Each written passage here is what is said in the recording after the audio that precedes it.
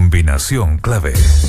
Estamos en la última entrevista del día con Tomás González, director ejecutivo de la Fundación Tribu, y queremos hablar sobre este concepto de democracia 2050. Ajá. Qué lejos parece todo eso, ¿no? 2050, ¿cuántos años más? Y bueno, afortunadamente yo no voy a estar aquí para estar mirando ese tipo de cosas. Pero ¿qué es democracia 2050? Cuéntanos un poquitito, Tomás. Hola Fernando, gracias por la invitación. Yo me pregunto si es que será suficientemente lejos o no el 2050. En una de esas no existe el planeta. En una de esas no existe. Y en una de esas quizás no logra ampliar nuestras fronteras de la imaginación lo suficiente.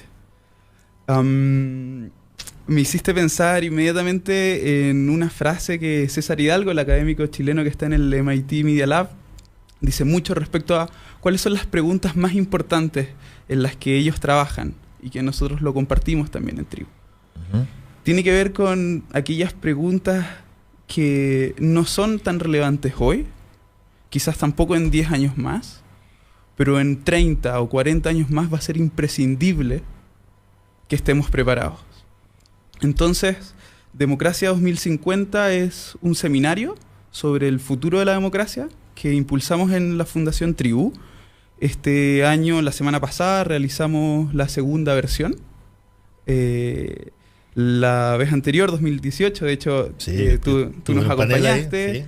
Ahí, sí. Y hemos buscado desde esta iniciativa abrir el diálogo sobre nuevos modelos para la democracia, trayendo expositores de primer nivel de universidades y organizaciones en innovación, en tecnología, de distintas partes del mundo, y es una de nuestras preocupaciones centrales en la Fundación Tribu. Sí, hay una cosa bien interesante con la democracia que quizás hace 20 o 30 años uno... cuando estaba saliendo recién de una dictadura, uno veía como la democracia como una especie como de horizonte plano inmutable. Y una de las cosas que se han demostrado a lo largo del tiempo es que la democracia muta, o evoluciona o involuciona, da lo mismo. Por ejemplo, te voy a poner un ejemplo. La forma en que determinados maneras de extremas de pensamiento ideológico, de izquierda o de derecha, históricamente llegaban a los gobiernos, era a través de golpes de Estado, o era a través de reyertas. Hoy día te pueden llegar a través de procesos democráticos. Tú puedes elegir a un Bolsonaro. Tú puedes elegir al presidente de Hungría. Puedes elegir a Donald Trump. Puedes elegir a Maduro. Puedes elegir a, personas que tienen una conducta posterior que parecen más dictadores que demócratas.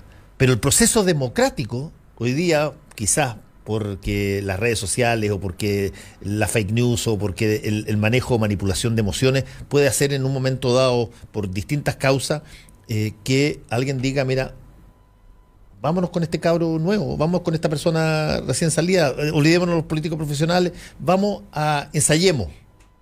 Y eso puede terminar dañando la propia democracia después, si es que efectivamente se transforman estas personas, una vez que tienen el poder, como pasa mucho en América Latina, en personas que se instalan y que después no solamente no quieren salir, sino que quieren repetir varias veces su periodo.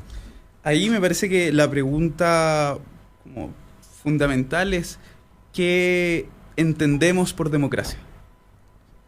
Yo pienso, y en la Fundación Tribu entendemos la democracia como una forma de convivencia. Que tengamos elecciones democráticas, sí, no basta. Es sumamente importante el que nos preguntemos por nuevos marcos institucionales que nos permitan avanzar hacia una convivencia cotidiana democrática. Nosotros definimos democracia como una sociedad en que nos organizamos como iguales para convivir en diversidad, libres y plenos. Y entonces, aquí... Lindo suena eso. Bueno, esa es la visión de la Fundación, ¿no? Y una visión es algo que qué bonito suena. Ahora, algo que es muy difícil hoy para avanzar en esta conversación es que en general las personas se quedan súper ancladas a dilemas muy antiguos, ¿no? Dilema de democracia o dictadura, dilema de democracia representativa o democracia directa, y llegan a ser incluso dilemas caricaturescos, ¿no?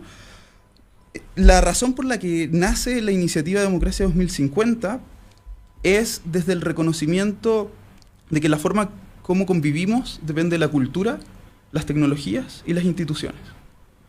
Las tecnologías están y han venido avanzando en el último tiempo de manera exponencial. Ustedes estaban hablando recién los impactos en el mundo del trabajo. Prácticamente todo se ha transformado. Pero por alguna razón asumimos que las posibilidades que tenemos para la democracia están dentro de una caja con marcos bastante delimitados. Las tecnologías han aumentado nuestras capacidades de procesar información, lo que nosotros humanos llamamos inteligencia, de transferir información, lo que llamamos comunicación, de registrar información, memoria. Cuando miramos esas nuevas posibilidades, se abren nuevas preguntas. Y con ese cambio tecnológico también ha cambiado la cultura. Entonces, ¿qué pasa? ¿Y qué hace que esta pregunta de que quizás para 30, 40 o 100 años más sea importante comenzar a abordarla ahora? Es que hay una brecha, no solo entre las instituciones y la tecnología, sino también hay una brecha en cómo está cambiando la cultura y cómo están cambiando las instituciones. Las instituciones están siendo sumamente rígidas. Entonces, aquí tenemos una mesa súper coja, ¿sí? Nosotros, en ese sentido, abordamos esto desde la pregunta. Más que tener una respuesta predefinida de cuál es el modelo correcto, cosa que yo creo hoy nadie sabe, por más de que puedan tener ideas, lo central es abordar las oportunidades, los desafíos y los dilemas detrás de cada una de estas nuevas posibilidades que nos presentan los cambios tecnológicos y estos nuevos modelos que se han ido bosquejando.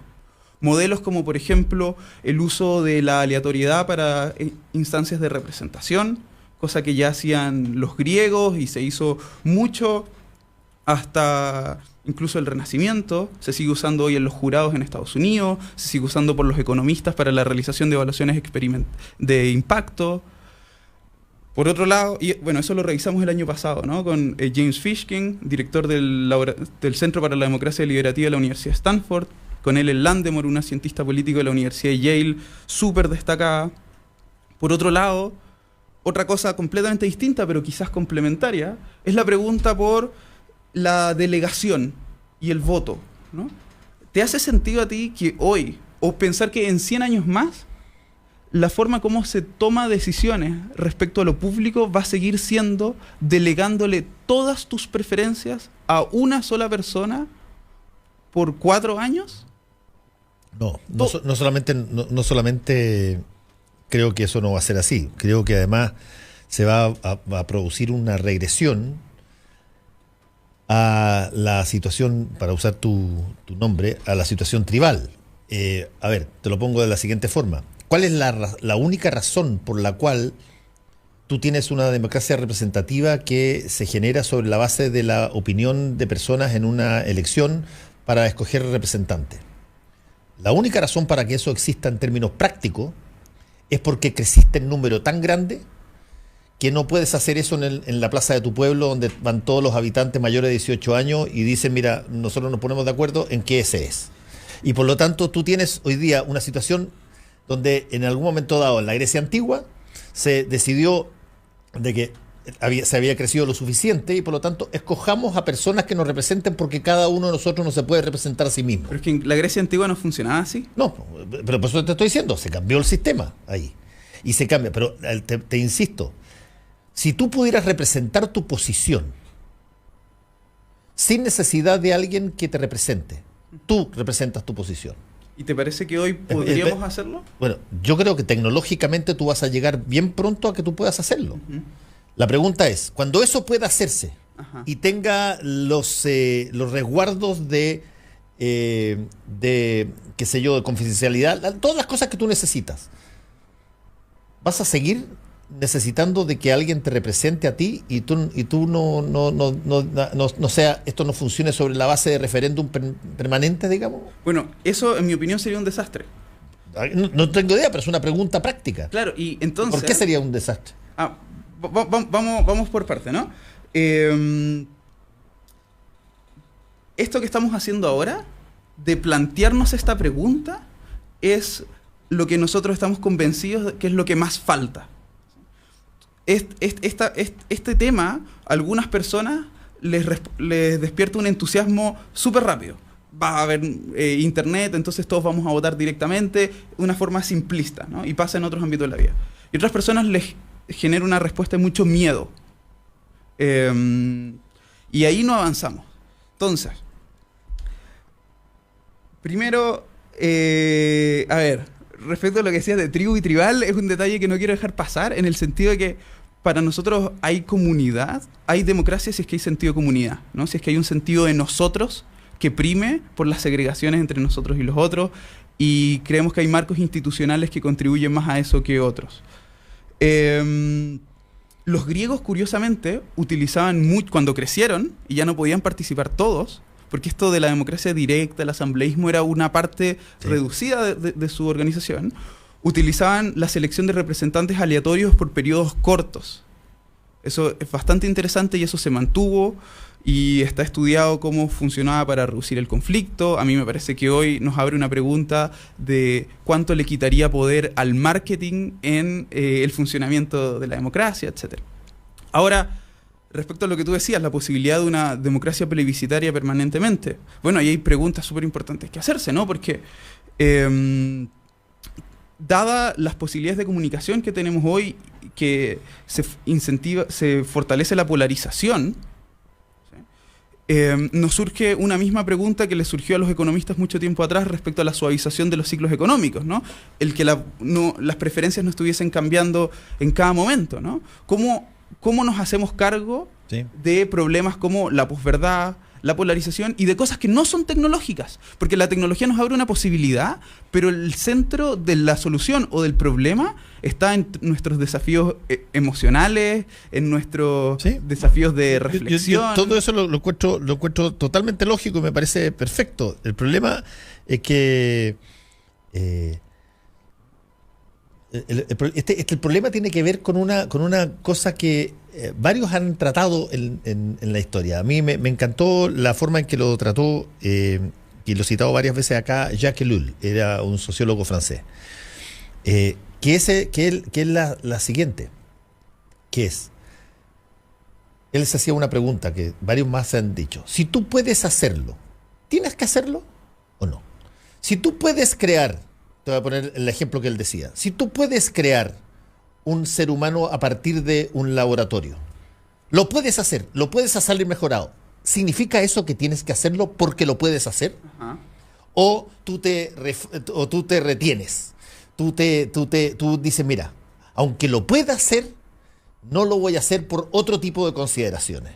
Entonces, en el caso de la democracia representativa, pasa la misma cosa. Si tú puedes generar un vehículo eficiente, rápido, que te vaya consultando permanentemente sobre las cosas que tú quieres hacer, y lo puedes hacer, y por lo tanto, desde el punto de vista del discurso histórico, se les pregunta a las personas lo que ellos efectivamente quieren para su país, y se decide lo que decide la mayoría.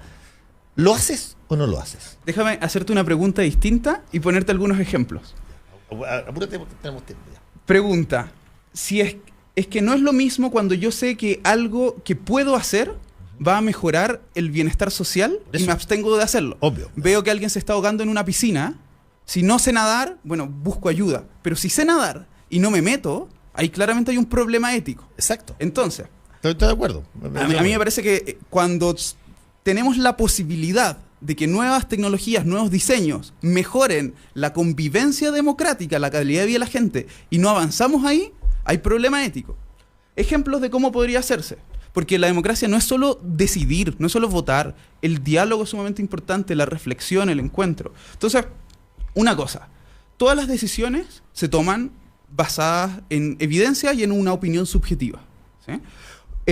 Nosotros estamos avanzando en un proyecto que busca combinar avances en Machine Learning, inteligencia artificial, y redes de académicos para hacer una revisión sistemática de la investigación científica que existe en el mundo respecto a distintos ámbitos de política pública.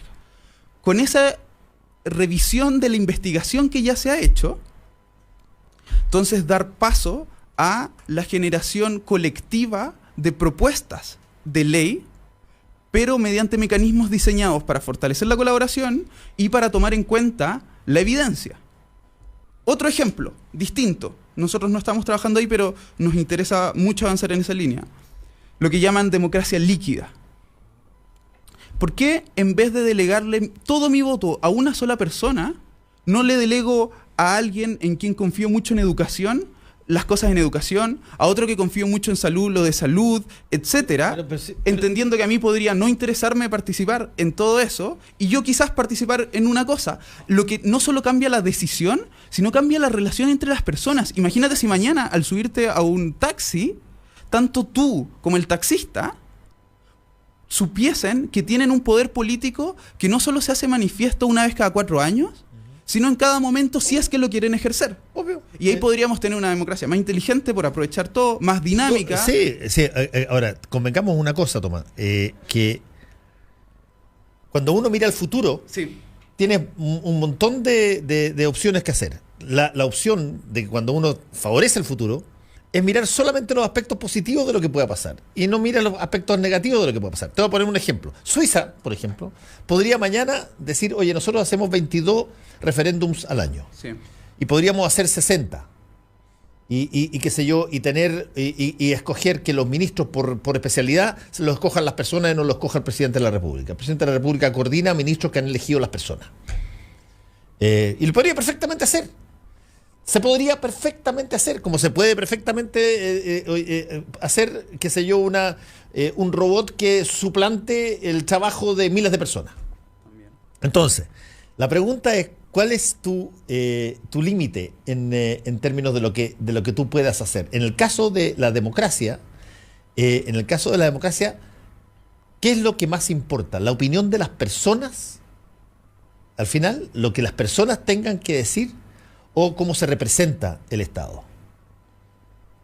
La representación es un canal, ¿no?, para la opinión de las personas. A mí, yo estoy de acuerdo con lo que tú dices. Yo creo que el típico error muy irresponsable al mirar el futuro es ponerse solo en el lado optimista. Y es por eso que yo te decía que es súper importante mirar oportunidades junto con desafíos, riesgos y dilemas, preguntas para las que la respuesta no es obvia. Claro. Ahora, la única forma de avanzar nuestro entendimiento respecto a cada una de esas cosas es metiéndonos, es aprendiendo. Entonces nosotros nos hacemos la pregunta de cómo, como sociedad, como organización y como sociedad, aprendemos más respecto a las oportunidades. Tú dijiste, por ejemplo, 2 cosas que me parecen interesantes. Tú pusiste el ejemplo de los jurados en Estados Unidos. Ya. Los jurados en Estados Unidos son 12 personas en un gran jurado que tienen que tomar una decisión penal que puede incluso en algunos estados significar vida o muerte. Y tú escoges a esas personas y las escoges aleatoriamente, sí. Al azar. Sí. Pero es un azar con muescas, así, porque, por ejemplo, estaba viendo un artículo el otro día que hablaba de que hay una recurrencia en personas que tengan conocimiento o hayan tenido conocimiento o práctica en anteriores jurados. Ya. Y que tú puedes. Pero ok, lo escoges aleatoriamente. Como en el caso de la política representativa, tú tienes una situación que de alguna manera se ha tratado de inducir para tratar de compensar los desequilibrios de eso. Por ejemplo, cuando tú tienes, en el caso de algunos países de la Polinesia, tiene escaños reservados para, por ejemplo, pueblos indígenas determinados. Porque no te lo permite el sistema de que te vaya a dar la proporción que efectivamente eso representan, tú lo induces con una cuota. O lo que acaba de pasar en Chile en la última elección, que tú generaste una cuota obligatoria de candidatas mujeres para que subiera esa cuota, porque si bien el país está representado por hombres y mujeres en una proporción mucho más alta que lo que tiene el Congreso, a la hora de votar las personas no te representan exactamente lo mismo. Y por lo tanto te producen un desequilibrio. Ahí tú tienes un trabajo que incluso tecnológicamente puede ser súper trabajado. Son ejemplos muy interesantes y, como decía antes, el futuro no solo se trata de tecnología, ¿no? Sino qué es lo que hacemos a partir de ese nuevo escenario, ¿no? A mí me parece que la aleatoriedad también nos abre preguntas interesantes porque nos pone sobre la mesa problemas que no queremos mirar. Problemas como la mala educación, problemas como la segregación social, los miedos que tenemos unos chilenos con otros chilenos, y eso en todos los países del mundo, ¿no? Y la aleatoriedad nos pondría esa pregunta sobre la mesa. Ahora, yo creo que en algunos contextos podría ser interesante para vivir una democracia más desde el diálogo, reuniendo personas, que simplemente desde la votación que no requiere una interacción previa entre vecinos. Que es una conducta cíclica. ¿En cuántas casas no se dice de religión, fútbol y política no se habla? Lo que necesitamos es entendernos más, y para entendernos más necesitamos dialogar. Tengo que terminar, Tomás, y te quiero preguntar sobre esta iniciativa de Fundación Tribu de Democracia 2050. ¿Dónde se puede la gente informar más? Bien, nosotros estamos durante el verano habilitando tanto el sitio web de la Fundación Tribu, tribu.ong, como uno especial para esto, democracia2050.cl.